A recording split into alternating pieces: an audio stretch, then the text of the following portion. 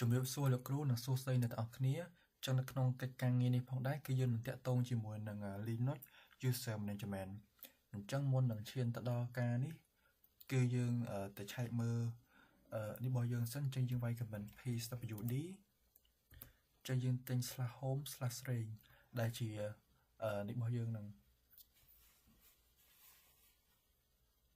ទៅសួរមួយទៀតគឺwho am I សំទោសខ្ញុំទៅសេច្រឡំ who am I អញ្ចឹងគឺ username របស់យើងគឺឈ្មោះស្រេងអញ្ចឹងបន្ទាប់ពីយើងឆែកហើយគឺយើងអាចចូលទៅបង្កើតuser របស់យើងបានហើយការបង្កើតរបស់យើងផងដែរគឺវាទាំងអស់មានទាំងអស់4របៀបអញ្ចឹងចូលក្នុងរបៀបទី1គឺយើងវាយsudo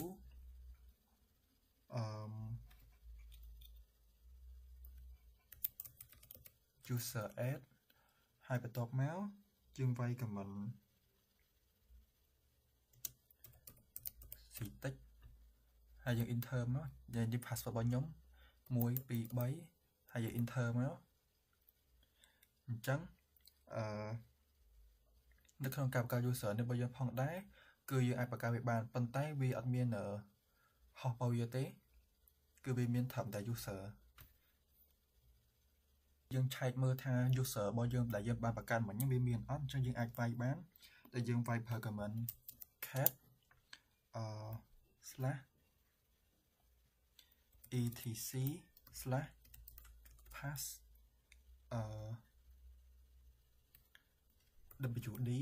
ហើយ enter មកអញ្ចឹងយើងនឹងឃើញ user របស់យើងនៅខាងក្រោមគេនេះដែលយើងបានបង្កើតមកហ្នឹងគឺឈ្មោះ ctech ហ្នឹងក៏អាចសង្កេតមើលបានត្រង់ចំណុចដែលស្រេងនេះដែលជា user របស់យើងដើមហ្នឹងគឺវាលេខ 1000 អញ្ចឹងមេថាបើសិនជាយើងបង្កើតមកក្រោយទៀតគឺវានឹងឡើងដូចជាឈ្មោះ ctech គឺវាឡើង 1001 អញ្ចឹងវានឹងឡើងរហូតដូចជា 1000 1001 1002ឡើងទៅរហូតយើងអាចតែឆែកមើល trajectory របស់វាបានអញ្ចឹងយើងចូលទៅវាយ command cd ហើយបន្ទាប់មក /home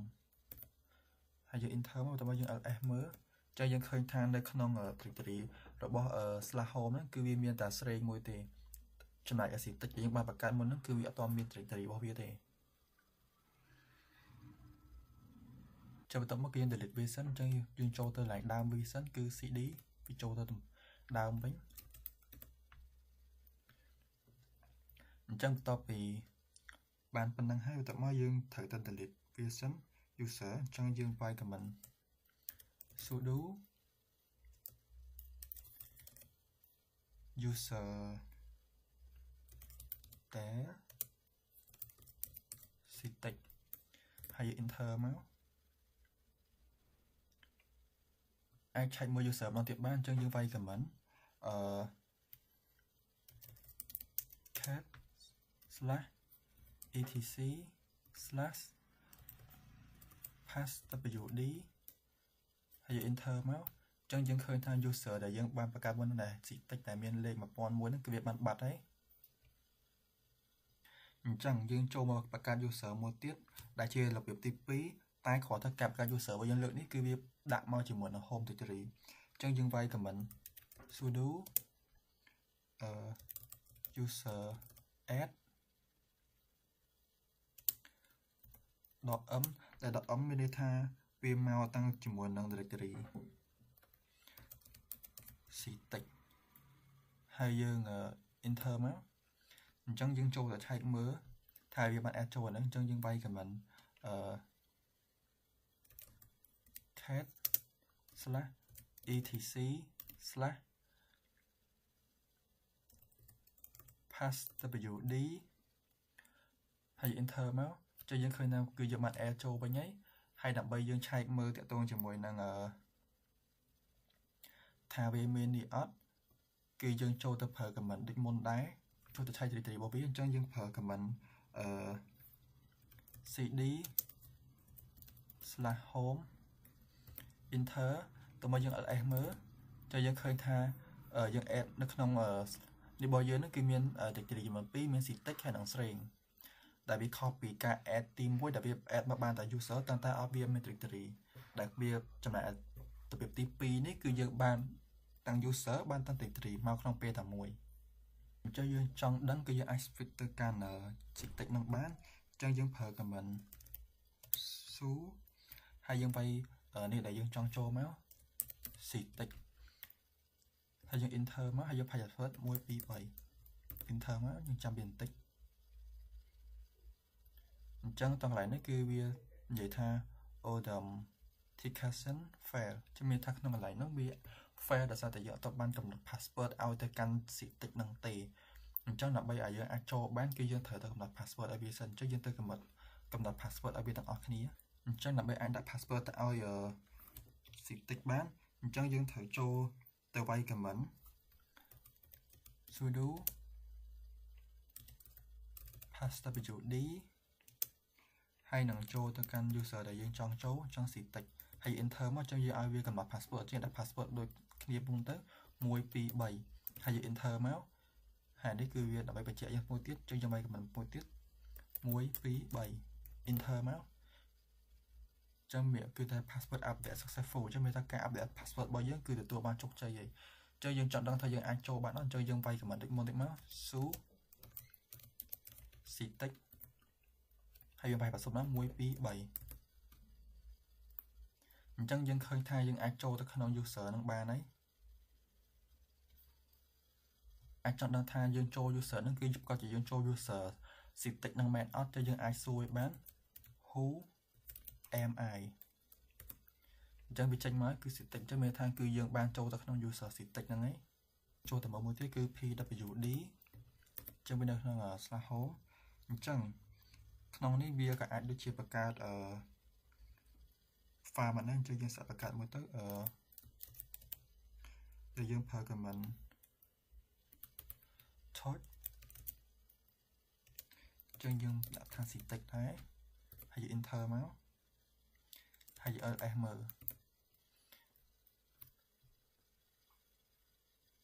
តែខាងកន្លែងនេះគឺវាចេញមកគឺមានទាំងស្រីមានទាំង syntax អញ្ចឹងមានថាគឺយើងនៅក្នុង /home នេះនៅឡើយទេអញ្ចឹងដើម្បីអាចយើងដឹងថាតើ user string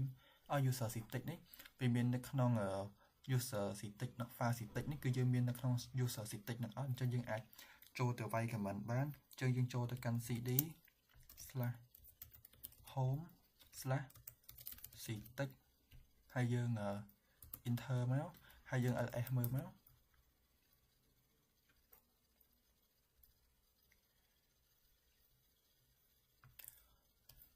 អូហើយនេះគឺយើង ls អត់បានឃើញដោយសារតែពេលដែលយើងបង្កើតមិញហ្នឹងគឺយើងអត់បានចូលទៅក្នុង user syntax ហ្នឹងទេគឺយើងនៅក្នុងនេះឡើយអញ្ចឹងបន្ទាប់មកគឺយើងចូលទៅបង្កើតម្ដងទៀត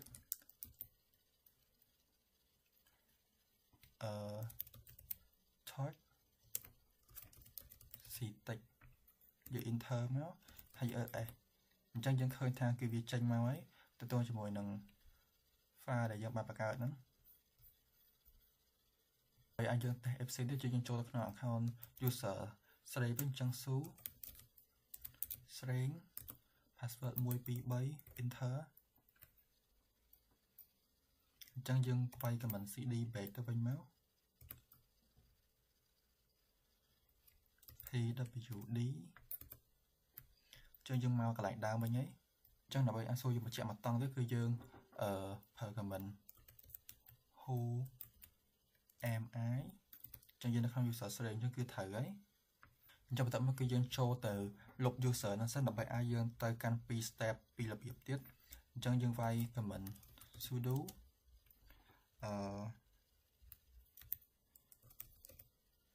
user there pass អូចាឡងគឺយើងវាយឈ្មោះ syntax ហើយយើង enter មកអញ្ចឹងយើងចូលទៅឆែកមើលម្ដងទៀតថាវាមាន user នឹងអត់ហើយ command cat /etc/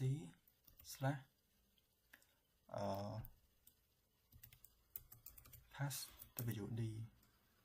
ហើយ enter មកចឹងកន្លែងនេះគឺយកទៅ delete បានដោយសារអីពេលដែលយើងចូលទៅក្នុង user syntax ហ្នឹងគឺយើងបានបើក service របស់វាអញ្ចឹងកាលណាដែលយើង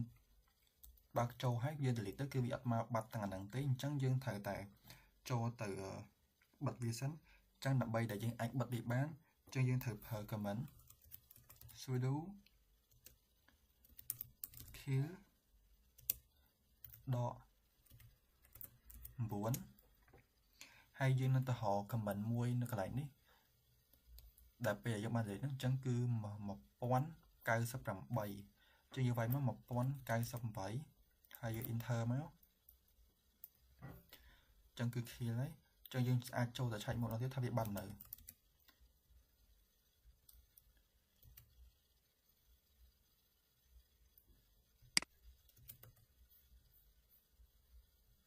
អញ្ចឹងនៅពេលដែលយើងបានclear វាហើយអញ្ចឹងមានន័យថា user របស់យើងគឺបាន log out ហើយអញ្ចឹងដើម្បីអាចចូលមកវិញបានអញ្ចឹងយើងត្រូវវាយភ្ជាប់ជាមួយនឹង Lisa ដើមអញ្ចឹងយើងប្រើ command sxx ហើយស្រេងហើយនឹង ID របស់យើងហើយ enter មក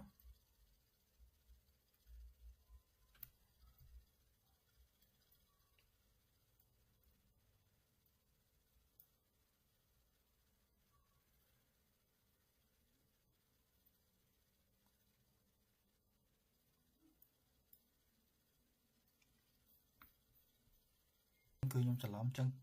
កន្លែងដើមរបស់យើងគឺមិនមែនហ្នឹងទេគឺយើងត្រូវប្រើ command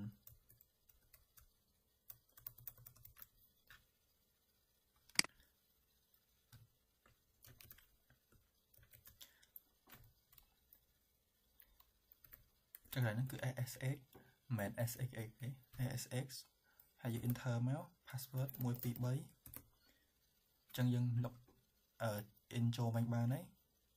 ជួយយើងឆែកមើលវា pwd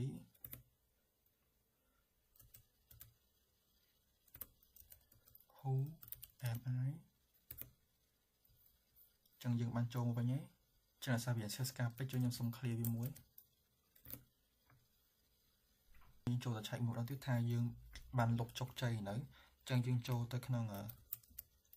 cat/etc/passwd enter ចឹងយើងឃើញថាវានៅដដែលអញ្ចឹងយើងប្រើ command ដើម្បីលុបវា sudo user there citec យើង enter មក password 123 enter ជួយយើងចូលទៅមើលម្ដងទៀតថាវាបានលុបនៅ cat/etc/passwd enter ចឹងយើងឃើញថា user setting គឺយើងបានលុបបានជោគជ័យហើយអញ្ចឹងយើងចូលទៅកាន់បន្តទៀត cd/home ជួយយើង ls មើលជួយយើងឃើញថា directory ctic គឺនៅមានដដែលអញ្ចឹងយើងត្រូវតែលុបវាចេញអញ្ចឹងដោយសារតែក្នុង directory ctic គឺមាន file អីមកអញ្ចឹងយើងត្រូវតែលុបតាម command sudo ហើយ rm .ovs ឈ្មោះ file ctic អញ្ចឹងតើតើជាមួយនឹង .ovs នេះចាំមានថាវានឹងទៅ remove បន្តទៀតបើសិនជាវាមាន file មានអីជាច្រើនតង់នៅក្នុងហ្នឹងគឺវាទៅ remove បន្តហើយ remove រហូតដល់ទាំងអស់អញ្ចឹងយើង enter មកចឹងយើងឃើញថានេះអីដែលមាននៅក្នុង setting គឺវាចូលទៅ remove ទាំងអស់អញ្ចឹងយើងអាចទៅ ls មើលបានដល់ទៅថាវាបានបាត់នៅអញ្ចឹងយើងenter មកអញ្ចឹងឃើញថា directory setting គឺយើងបានលុបចោលបាត់ហើយអញ្ចឹងយើងបាន clear ដំណាក់កាលទី2ហ្នឹងហើយចុះយើងចូលមកដំណាក់កាលទី3អញ្ចឹងយើង cd វាមកសិនមក cd ហើយបន្ទាប់មកគឺយើងត្រូវទៅបង្កើត user អញ្ចឹងយើងចូល command sudo user add .m ចឹងយើងថែមមានដក s មួយទៀត slash bin slash pass ហើយយើងវាយឈ្មោះ user របស់យើងមក ctext ហើយយើង enter មកចឹងយើងចូលទៅឆែកវាមើលបានថាយើងមាន user នឹងអត់ cat slash etc slash pastwd អញ្ចឹងយើងឃើញថា user យកមកបង្កើតមកហ្នឹងគឺវាបានចូលមកហើយចូលទៅឆែកមើល home directory របស់វាអញ្ចឹងយើងចូល command cd slash home ហើយយើង ls មើលមកចឹងយើងឃើញថាការ add គឺវានឹងគឺវាមានចូលតាំងជាមួយនឹង home directory មកដូចគ្នាយើងត្រូវចូលទៅ switch ទៅក្នុង user ctext ហ្នឹងតែមុននឹងយើង switch ចូលហ្នឹងគឺយើងទៅដាក់ password ឲ្យវាសិនអញ្ចឹងយើងcd វាមកសិនមកបន្ទាប់មកយើងប្រើ command sudo pastwd ហើយយើងមកឈ្មោះ user មក ctext ហើយយើង enter មកយើងដាក់ password 1 2 3ហើយយើង enter ទៀតមកដើម្បី success បញ្ជាក់វាម្ដងទៀត1 2 3 enter អញ្ចឹងមានថាការ update password របស់យើងគឺ success ហើយអញ្ចឹងយើងចូលមកចូលទៅក្នុងនេះវាអញ្ចឹងយើងsu អូសុំតោះញ៉ា su ctext ហើយ enter មក password 1 2 3ចឹងយើងអាចសួរបញ្ជាក់បាន who am I យើងចូលទៅចឹងការបង្កើត user របៀបទី3របស់យើងគឺបានហើយអញ្ចឹងយើងចូលទៅកាន់នេះមួយទៀតចឹងយើងចូលទៅsu string password 1 2 3 enter ចេញសួរវាមក who am I ចឹងគឺត្រូវហើយយើងចូលមកការបង្កើត user ទី4ចឹងយើងប្រើ command sudo តោះមកយើងប្រើ add ពីមុខវិញកន្លែងនេះ add user ហើយយើងដាក់ឈ្មោះមក ctext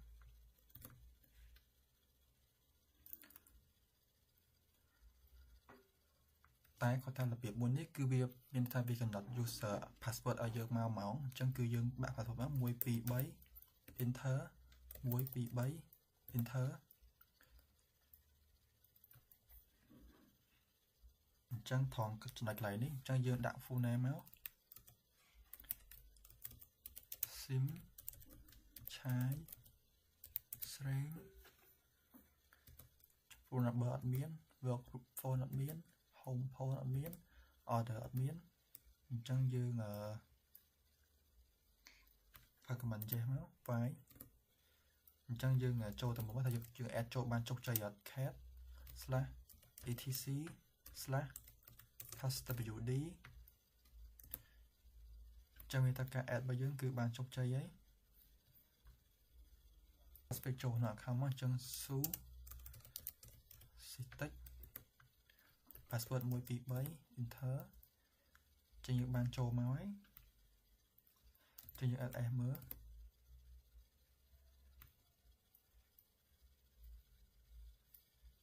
จะมีทำบีออกมา open មកដោយសារតែវាអត់មានអីដែរមកថា who am I ចាសិតិចចឹងការចូលខ្ញុំគឺបានជោគជ័យហើយអញ្ចឹងមកដល់ថងកន្លែងនេះគឺយើងឆែកមើល pwd មកអញ្ចឹងយើងcd មកសិនហើយបន្ទាប់មកគឺយើងទៅឆែកមើលទាក់ទងជាមួយនឹងdirectory របស់វាអញ្ចឹងយើងប្រើ command cd slash home ហើយ ls មើលមកចឹងយើងឃើញថាមាន ctext ហើយនិង string ហើយក្នុងនេះយើងក៏អាចបង្កើតទាក់ទងជាមួយនឹង file អីបានដែរអញ្ចឹងការបង្កើត user របស់យើងគឺមាន4របៀបហ្នឹងអញ្ចឹងយើងមានតែប៉ុណ្្នឹងអរគុណលោកគ្រូនិងអរគុណអ្នកទាំងអស់គ្នាដែលបានមើលវីដេអូហ្នឹង